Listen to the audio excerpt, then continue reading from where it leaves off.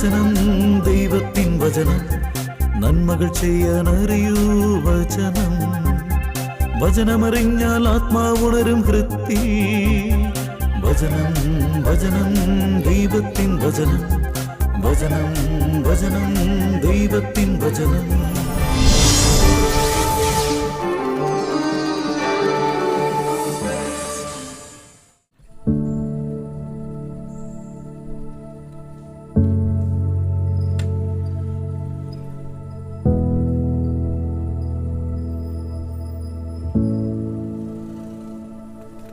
ആ എനിക്ക് തോന്നി നീ ഇവിടെ ഉണ്ടായിരിക്കുമെന്ന്. എന്തായി, നീ എന്റെ വീട്ടിൽ പോയിരുന്നു? ആ അപ്പൊ നിന്റെ അമ്മ പറഞ്ഞ് നീ ഇപ്പൊ അങ്ങോട്ട് പുറത്തേക്ക് പോയാലെന്ന്. എന്താടാ? ആ നീ ആദ്യം ചായ കുടി. അല്ല, നിനക്ക് വേണ്ട ചായ? ഒരു ചായ എനിക്ക് വേണ്ട വേണ്ട വേണ്ട. ഞാനിപ്പോ വീട്ടിൽ നിന്ന് പുട്ടും കടലയും ചായ കുടിച്ചിട്ട് വന്നേ ഉള്ളൂ.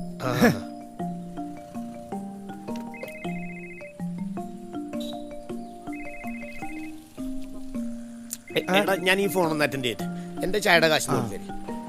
ആ ഹലോ, അതെ അതെ അതെ. ആ മോനെ അത് എത്രടാ? നമ്മുടെ 8 പുട്ട് 8 കടല 8 പപ്പടം 8 ചായ 80 160 രൂപ. എന്റെ മാതാവേ, ഒടുക്കത്തെ കൂടി നീറ്റായി പോയല്ല.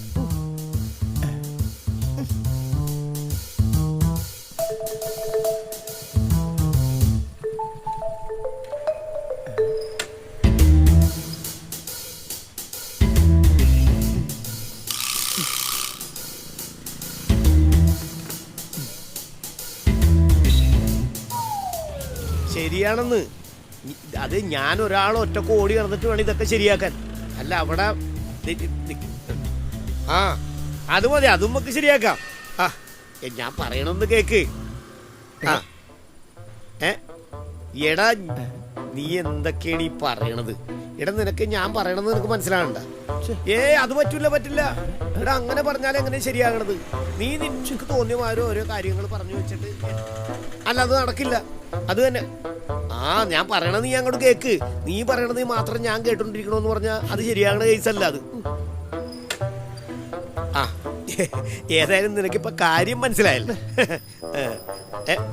എടാ, ഞാനേ അത് ശരിയാക്കാം നമുക്ക്. അതെ അതെ അതെ.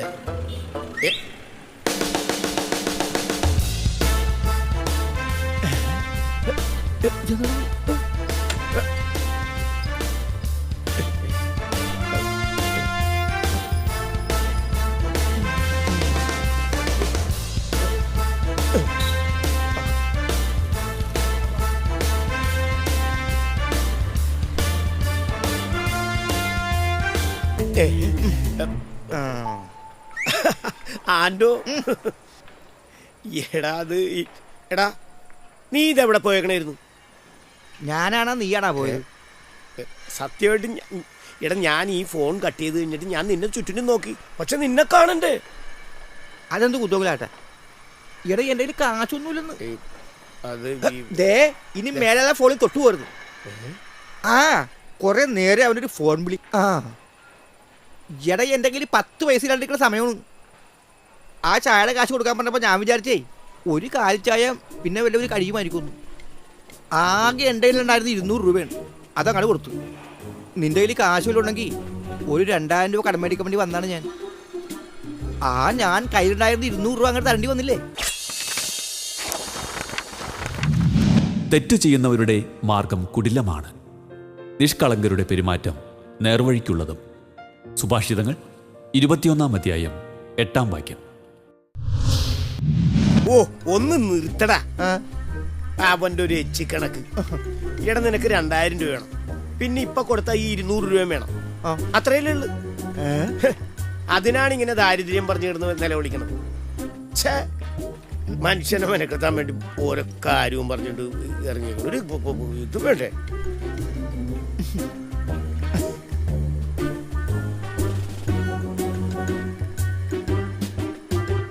എടാ, കയ്യിലെ കാശ് തീർന്നു പോയപ്പോ തോന്നിയ വിഷമത്തില് ഞാൻ അങ്ങനെയൊക്കെ പറഞ്ഞു പോകാണ്ടാ.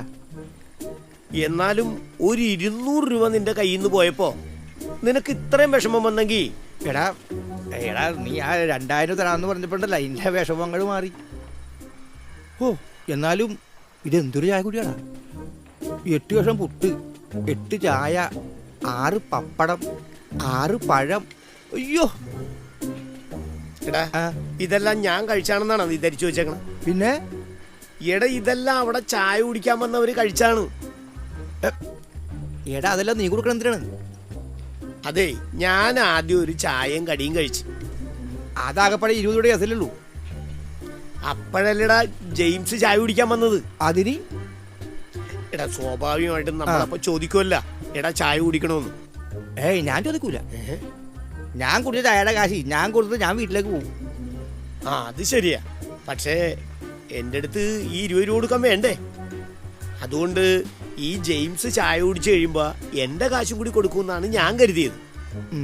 പക്ഷെ ആ മരങ്ങോടനുണ്ടല്ലോ, അവൻ താങ്ക്സും പറഞ്ഞിട്ട് പോയി. അപ്പൊ അത് നിന്റെ കഴുത്തിലായല്ലേ? പിന്നല്ലാതെ ആ രമേശനും ആ. ഗണേശനും ജെൻസനും ഒക്കെ വന്നിട്ട് ഇത് തന്നെയാണ് ചെയ്തത്. ഒടുവില് നീ വന്നിട്ട് അത് ഏറ്റെടുത്ത് കഴിഞ്ഞപ്പോഴാണ് ഇത് സെറ്റായത്. അല്ല അപ്പൊ നിന്റെ ഈ കാശില്ലേ? എട ഇല്ലെന്ന്. അപ്പൊ ഞാൻ കൊടുത്തതും ചോദിച്ചതും കൂടി 2200 തരാന്ന് പറഞ്ഞതാ. ആ. എടാ അതിന് നമുക്കൊരു വഴിയുണ്ടാക്കാം. ആ അത് മതി. ആ. ഞാനാണെങ്കിൽ ആ ക്ലീറ്റസിനോടും ജോയിനൊക്കെ കാശ് ചോദിക്കാറില്ലേ. ക്ലീറ്റസ് അങ്ങോട്ട് മൈസൂർ പോയേക്കാം.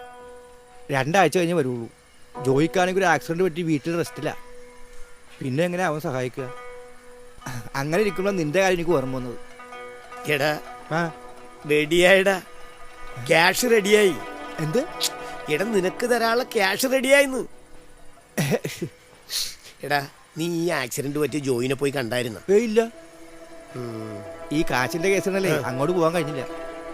അത് സാരമില്ല, നമുക്ക് ഒരുമിച്ച് പോവാം. എടാ അപ്പൊ കാശി? നീ ഒന്നും ധൃതി പിടിക്കല്ലേ. ഇപ്പതേ 11 മണി. നിനക്കൊരു 5 മണിയാകുമ്പോ കിട്ടിയാ പോരെ 200 രൂപ. 200 അല്ല 2200 രൂപ. അതെ 2200 ഞാൻ ഉദ്ദേശിച്ചത്. എടാ മതി, അത് മതി, അത്രയും മതി. എങ്കി വാ. അതെ വാ, നമുക്ക് ആദ്യം ജോയിനെ കാണാം. എനിക്കങ്ങനെ കാര്യമായിട്ടൊന്നും പറ്റിയില്ല. ആ കരിങ്ങാച്ചിറ പാലിറങ്ങി ഞാനങ്ങ് ചെല്ലുമ്പോ കാറിലി അല്ല 2 വീലറില് ഓ ഇറക്കത്തിലുള്ള വളവില് ഒരു കാറ് ഒറ്റ വരവാ സ്പീഡില്, ഹോൺ അടിക്കാതെ. പെട്ടെന്ന് ഞാൻ വളച്ചൊടിച്ചെടുക്കലും വീഴ്ച ഒപ്പം കഴിഞ്ഞു. വലത്തെ ഷോൾഡർ സ്വല്പം ചതഞ്ഞിട്ടുണ്ട്. പിന്നെ മുട്ട് രണ്ടും ശരിക്കും പൊട്ടി. ശരീരമാകെ വേദനയാ. അതുകൊണ്ടാ ഡോക്ടർ 2-3 ദിവസം റെസ്റ്റ് പറഞ്ഞത്. അല്ലാതെ വേറെ കുഴപ്പമൊന്നുമില്ല. ഛേ, ഇതിൽ കൂടുതൽ ഇനി എന്ത് കുഴപ്പം വരാനാ? ഇത് റെസ്റ്റ് വേണം, നല്ല റെസ്റ്റ് വേണം, അല്ലടാ? പിന്നല്ലാതെ. ആ ആ കാറങ്ങാനും വന്ന് നേരെ വന്ന് മുട്ടിയിരുന്നെങ്കിലേ ഓ ഓർക്കാൻ കൂടി വയ്യ. ഇതിവൻ ഈ ആൻഡോ വന്ന് ഈ വിവരം പറഞ്ഞപ്പോണ്ടല്ല, ഞാൻ പറഞ്ഞു ഉടനെ നമുക്ക് പോയിട്ട് ജോയിനെ കാണണമെന്ന്. ഓ താങ്ക്സ് ഡാ. അന്ന് ഞാൻ ഹോസ്പിറ്റലിൽ പോയി വീട്ടിൽ വന്നതിന് ശേഷം ആരും ഇതുവരെ എന്നെ തിരക്കി വന്നില്ല. ഞാൻ ഒരു ചായ എടുക്കട്ടെ? അതൊന്നും വേണ്ടടാ. നിനക്കൊന്നും വലുതായിട്ട് പറ്റില്ലെന്ന് പറഞ്ഞപ്പോ തന്നെ ആശ്വാസമായി. എങ്കിൽ പിന്നെ ഞങ്ങള് ഇറങ്ങട്ടെടാ. അതെ, ഇടക്ക് വന്ന് ഞങ്ങൾ അന്വേഷിക്കാം. ഓ അതൊന്നും വേണ്ടടാ. നീ അവിടെ ഇരുന്നേ. എന്താടാ ഞങ്ങളിവിടെ വരുന്നതും രോഗവിവരം അന്വേഷിക്കുന്നതും നിനക്ക് ഇഷ്ടമല്ലേ? നീ എന്താ അങ്ങനെയൊക്കെ പറഞ്ഞേ? എനിക്കത് സന്തോഷമല്ലടാ. മറ്റുള്ളവരെ എളുപ്പം വിശ്വസിക്കുന്നവന്റെ മനസ്സിന് ആഴമില്ല. പ്രഭാഷകൻ 19-ാം അധ്യായം 4-ാം വാക്യം. എന്നാ പിന്നെ ഞങ്ങൾ ഇറങ്ങട്ടടാ. ശരിടാ.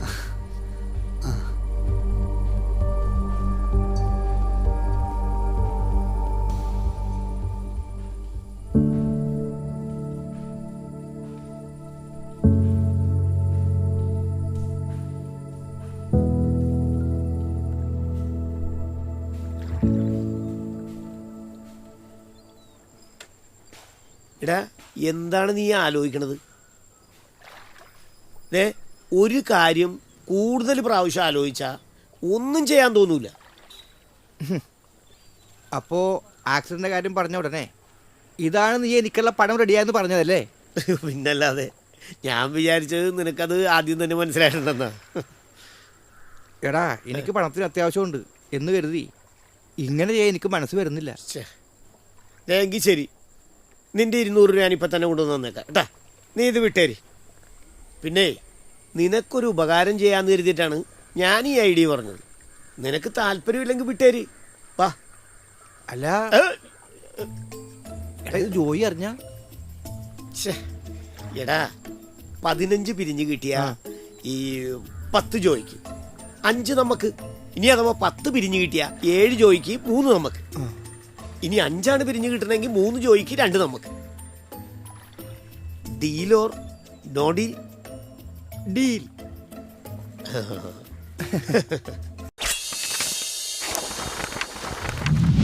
വ്യാജ വാർത്ത പ്രചരിപ്പിക്കരുത്. കള്ളസാക്ഷ്യം നൽകി കുറ്റക്കാരന് കൂട്ടുനിൽക്കരുത്. പുറപ്പാട് 23-ാം അധ്യായം 1-ാം വാക്യം.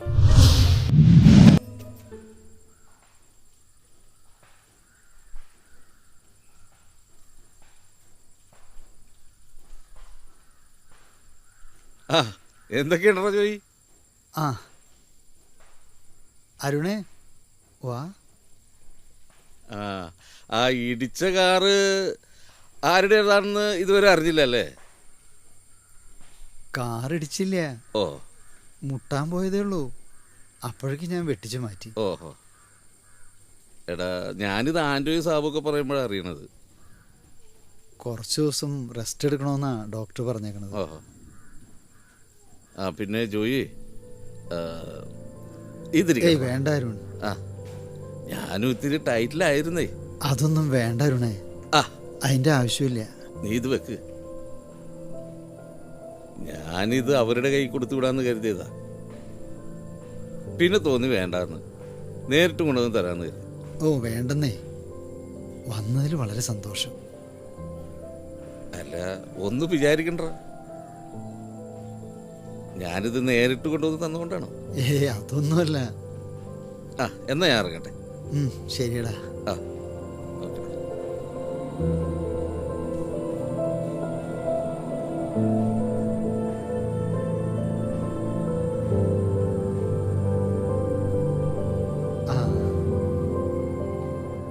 എന്തൊക്കെയുണ്ട്?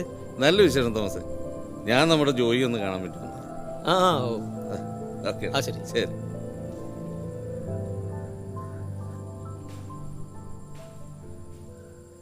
തോമസേ വാടാ. എടാ ജോയി, നീ ഈ നമ്മളൊക്കെ ഇങ്ങനെയാണ് കരുതിയിട്ടുള്ളൂ അല്ലേ? എന്തു പറ്റിയിട്ട് തോമസേ? നിനക്കിങ്ങനെ ആക്സിഡന്റ് ആയി വീട്ടിൽ റെസ്റ്റ് എടുത്തിരിക്കുകയാണെന്നും നീ സാമ്പത്തിക ബുദ്ധിമുട്ടിലാണെന്നൊക്കെ മറ്റുള്ളവർ പറഞ്ഞിട്ടാണോടാ ഞാനൊക്കെ അറിയുന്നത്. ഇനി അഥവാ നിനക്കങ്ങനെ ബുദ്ധിമുട്ടുണ്ടെങ്കിലേ നീ അവരെ കൊണ്ട് ചോദിപ്പിക്കുന്നത് എന്തിനാ? നിനക്ക് ചോദിച്ചാ പോരെ? നീ എന്തൊക്കെ പറയണേ? എനിക്ക് സാമ്പത്തിക ബുദ്ധിമുട്ടുണ്ടെന്ന് ഞാൻ ആരോട് പറയിപ്പിച്ചു? എടാ ആ ആൻഡോയും സാബും ഒക്കെ ഇല്ലേ, വീട് വീടാന്തരം കയറി ഇറങ്ങി നിനക്ക് ആക്സിഡന്റ് പറ്റി നീ സാമ്പത്തിക ബുദ്ധിമുട്ടിലാണെന്നും പറഞ്ഞ് കഴിയുന്ന സഹായമൊക്കെ ചെയ്തു കൊടുക്കണമെന്നും പറഞ്ഞ് അങ്ങനെ അവര് പറഞ്ഞിട്ടാ ഞാനിതറിയണത്. ഞാനിപ്പേ എൻ്റെ കയ്യിലില്ലാഞ്ഞിട്ട് ആ ജോസഫേട്ടൻ്റെ കയ്യിൽ നിന്ന് 2000 രൂപ കടം മേടിച്ചിട്ട് വരുന്ന വഴിയാ നിനക്ക് തരാനായിട്ട്. എൻ്റെ തോമസേ, ഇതൊന്നും എൻ്റെ അറിവോടെയല്ല. എനിക്ക് ആക്സിഡന്റ് പറ്റിയ വിവരം അറിഞ്ഞ് അന്വേഷിച്ചു വന്നിരുന്നു. കുറച്ചു നേരം സംസാരിച്ചിരുന്നിട്ട് പോയി. അല്ലാതെ ഒന്നും എനിക്കറിയില്ല. ഓഹോ, അപ്പോൾ അവന്മാരുടെ ഉദ്ദേശം വേറെയാ. എടാ എങ്കിൽ അവന്മാരെ നമുക്ക് തടയണം. ദുഷ്ടരെ കണ്ട് നീ അസ്വസ്ഥനാകേണ്ട. ദുഷ്കർമ്മികളോട് അസൂയപ്പെടുകയും വേണ്ട. അവർ പുല്ലുപോലെ പെട്ടെന്ന് ഉണങ്ങിപ്പോകും. സങ്കീർത്തനങ്ങൾ 37-ാം അധ്യായം 1-ാം വാക്യം. ചേടാ, ഇക്കണ്ട വർത്താനം മുഴുവൻ ഓരോരുത്തന്മാരുടെ വീട് കയറിയും പുറത്തുമൊക്കെ ആയിട്ട് പറഞ്ഞിട്ടും ഒറ്റൊരുത്തനെങ്കിലും 10 പൈസ തന്നാ നോക്കേ. ഇനി ചിലപ്പോ അന്നേരം കയ്യിൽ കാച്ചില്ലാഞ്ഞിട്ട് പിന്നെ തരാമെന്ന് ഉദ്ദേശിച്ചായിരിക്കോ? ഒന്ന് വെയിറ്റ് ചെയ്യാം. ഏയ് ഇതൊന്നുമല്ല. ഒന്നില്ലെങ്കിൽ ആളുകൾക്ക് ഈ ജോയിനോട് അത്ര വലിയ താല്പര്യമില്ല. എന്ന് വെച്ചാ ഇവൻ ഈ ജോയിനെ സഹായിക്കേണ്ട കാര്യമില്ലെന്ന് കരുതിയിട്ടുണ്ടാവും. അല്ലെങ്കിൽ നമ്മളെ വിശ്വാസമില്ല. അതായത് നമ്മൾ ഈ പിരിച്ചെടുക്കുന്നതേ ജോയിക്ക് തന്നെ കൊടുക്കോ എന്ന് സംശയം ഉണ്ടാവേ.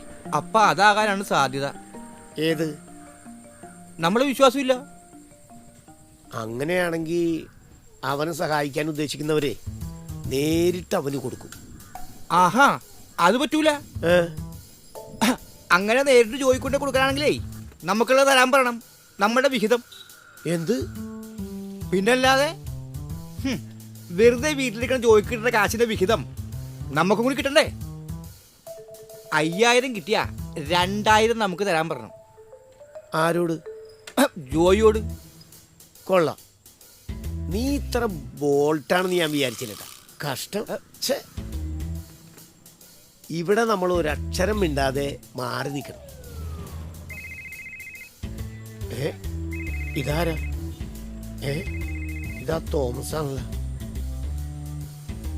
ആ ഹലോ സാബു, ഇത് ഞാനാ തോമസ്. ആ പറയൂ തോമസേ. ഞാനേ ജോയിയെ സഹായിക്കണ കാര്യം പറയാനാ വിളിച്ചത്. ആ അതാണല്ലേ. ആ എന്താ തോമസ് പറയ്. ഒരു 2000 രൂപ സഹായിക്കാമെന്ന് കരുതിയ. അത് നിങ്ങളെ ഏൽപ്പിക്കാമെന്ന് കരുതി വിളിച്ചതാ. ഓ വളരെ നല്ല കാര്യം തോമസ്. അവൻ്റെ ജോയിയുടെ കാര്യമേ വലിയ കഷ്ടത്തിലാ. അത്രക്ക് വിഷമമുള്ളത് കൊണ്ടാ കരഞ്ഞുകൊണ്ട് അവനവൻ്റെ സങ്കടം ഞങ്ങളോട് പറഞ്ഞു. അല്ല, ഈ വേറെ എല്ലാവരും ഇങ്ങനെ സഹായം ചെയ്തോ? പിന്നെ പലരും 2000, 3000, എന്തിന് 5000 രൂപ വരെ സഹായിച്ച ആൾക്കാരുണ്ട്. അല്ല, ഇപ്പൊ നിങ്ങൾ എവിടെ ഉണ്ട്? ഞങ്ങളാ ബാർബർ ഷോപ്പിനടുത്തല്ലേ കല്ലിലിരിക്കണ്ടേ. എന്താ തോമസേ? കയ്യോടെ പൈസ നിങ്ങളെ ഏൽപ്പിക്കാന്ന് കരുതിയാണേ. ഓഹോ, വേണമെങ്കിൽ തോമസ് എവിടെയാണെന്ന് വെച്ചാൽ ഞങ്ങൾ അങ്ങോട്ട് വരാം. അത് വേണ്ട, ഞാൻ അങ്ങോട്ട് വരാം. ഓഹോ, അപ്പൊ ശരി. അപ്പോൾ ശരി എന്നാ, ഓക്കെ. ഇതാണ് മനസ്സിലായ? വാ.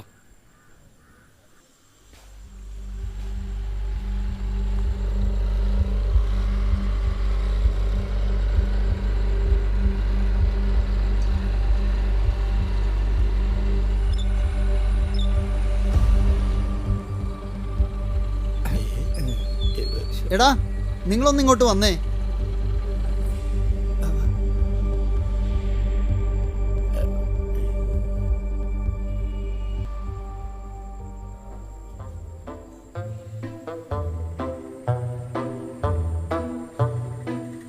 ഞാൻ ഫോൺ ചെയ്തുകൊണ്ടിരിക്കുമ്പോഴാണേ ആ വഴി ജോയി വരുന്നത്. അപ്പം ഞാൻ പറഞ്ഞ് നിങ്ങളെ കാണാൻ വേണ്ടി പോകണമെന്ന്. അപ്പോൾ ജോയിക്ക് നിങ്ങളെ കാണണം. എടാ, ഞാൻ ഈ വയ്യാണ്ടിരുന്നിട്ടും ഈ വണ്ടി ഓടിച്ചുകൊണ്ട് ഇങ്ങോട്ട് വന്നതെന്തിനാണെന്നറിയാമോ? ഇതൊക്കെ അറിഞ്ഞിട്ടാ.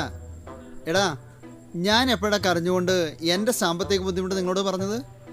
നിങ്ങളോടൊക്കെ എനിക്ക് വേണ്ടി പണപ്പെരുവ് നടത്താൻ ഞാൻ പറഞ്ഞോ? ഈ വക തട്ടിപ്പ് പരിപാടി നടത്തുന്ന നിന്നെയൊക്കെ പിടിച്ചിട്ടുണ്ടല്ലോ, പോലീസിലേൽപ്പിക്കണം. സാബു, ഇത് പോലീസാ. അത് നീ ഞങ്ങളെ തെറ്റിദ്ധരിച്ചിരിക്കുകയാണ്. അത് നിന്നെ അറിയിക്കാതെ പിരിവെടുത്തിട്ടേ സസ്പെൻസ് ആയിട്ട് കൊണ്ടുവന്ന് നിനക്ക് കാശ് തരാനുള്ള പരിപാടിയായിരുന്നു. അതെ, അങ്ങനെയല്ലല്ലോ കുറച്ച് മുമ്പ് ഫോണിലൂടെ പറഞ്ഞത്. ആണോ? ഇവന്റെ സാമ്പത്തിക ബുദ്ധിമുട്ട് നിങ്ങളോട് കരഞ്ഞു പറഞ്ഞെന്നാണല്ലോ. അപ്പൊ പിന്നെ നീ എന്തിനാ എന്നോട് നുണ പറഞ്ഞത്? ഏയ്, ഇതിപ്പോ തന്നെ പോലീസ് സ്റ്റേഷനിൽ വിളിച്ചറിയിക്കണം. എന്റെ പൊന്നു ജോയി, പോലീസിനെ വിളിക്കരുത്. കൊച്ചിന്റെ ഫീസ് കൊടുക്കാൻ കാശില്ലാത്തതുകൊണ്ട് പലരോടും കടം ചോദിച്ചു, കിട്ടിയില്ല. ഒരു നിവൃത്തിയില്ലാത്തതുകൊണ്ടാണ് ഇവന്റെ ഐഡിയക്ക് ഞാൻ കൂട്ടുന്നത്. ഈ പേരും പറഞ്ഞ് ആരോടൊക്കെ നിങ്ങൾ കാശ് പിടിച്ചിട്ടുണ്ടോ? ആരോടും മേടിച്ചിട്ടില്ല, ആരും തന്നിട്ടുമില്ല. ഇല്ല. പിന്നെ നിനക്കൊരു വിശ്വാസം ആയിക്കോട്ടെ എന്ന് കരുതിയിട്ടാണ് നീ നേരത്തെ വിളിച്ചപ്പോ ഞാൻ 2000 കിട്ടി, 3000 കിട്ടി, 5000 കിട്ടി വെച്ച് കാച്ചിയത്. എടാ, ഒരിക്കലും ഇതുപോലുള്ള തട്ടിപ്പ് ചെയ്യരുത്. ഓ, ഇല്ലായ്മയെന്ന് തന്നെയായിരിക്കും ചിലരിങ്ങനെയൊക്കെ സഹായിക്കുന്നതേ. അതെ. എടാ, പിന്നെ 2000 രൂപ നീ കൊച്ചിന്റെ ഫീസ് കൊണ്ടു നിറച്ചു. അത് വേണ്ട, അത് വേണ്ട. അതെ, ഞാൻ കൊടുത്തോളാം. ഇത് നീ കടം മേടിച്ചല്ലേ? ഈ പണം ഞാൻ കൊടുത്തോളാം. ഇതാ എന്തായാലും ഈ ഉപകാരം ഒരിക്കലും മറക്കൂല. ഇതെന്തായാലും ഞാൻ തിരിച്ചു തരൂട്ടാ. ഇത്രയും നല്ല മനസ്സിന്റെ ഉടമയാണ് ഇവൻ. ഒന്നും പറയല്ലേ. ഹലോ. ആ ആ ആ ചേട്ടാ ഓക്കെ ആ അങ്ങോട്ട് വരാം ആ ഓക്കെ എന്താ എടാ അതെ ആ വർഗീസ് ചേട്ടൻ 2000 രൂപ തരാന്ന് പറഞ്ഞിട്ടുണ്ട് ഈ ജോയിക്ക് വേണ്ടി. അയാൾക്ക് വിളിക്കാൻ കണ്ടൊരു സമയം. എന്തൊരു പൊട്ടനാണ്. ഇതുപോലെ പലരും വിളിച്ച് അവന് പൈസ കൊടുക്കും. നിങ്ങൾ എത്രയും പെട്ടെന്ന് ബ്ലോക്ക് ചെയ്യാൻ നോക്ക്. അതെ ഞങ്ങൾ രണ്ടു കുറെ ആൾക്കാരോട് പറഞ്ഞിട്ടുണ്ട്. അത് ഞാൻ തന്നെ പോയി ബ്ലോക്ക് ചെയ്തോളാം കേട്ടാ.